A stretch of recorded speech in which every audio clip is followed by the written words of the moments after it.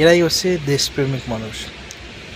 দেশের স্বার্থে ইংলিশ সরকারকে রক্ষায় যদি প্রয়োজন হয় তাহলে এখনই ঢাকায় ল্যান্ড করবে।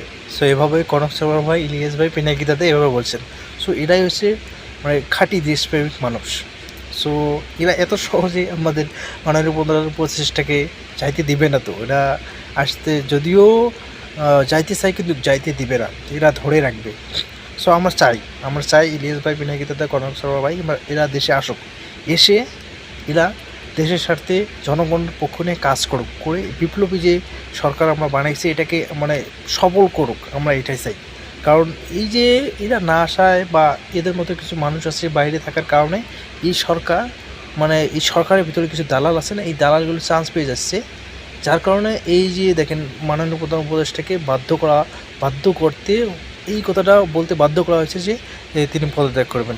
ঠিক আছে। সো এই জন্য আমরা চাবো, সরকারকে আবেদন করবো যে এইরকম যে লোকগুলো আছে যে দেশকে খুব ভালোবাসে এবং এই বিপ্লবকে সবল করতে চায়, এদেরকে নিয়ে উপদেষ্টা পরিষদটা গঠন করা হোক।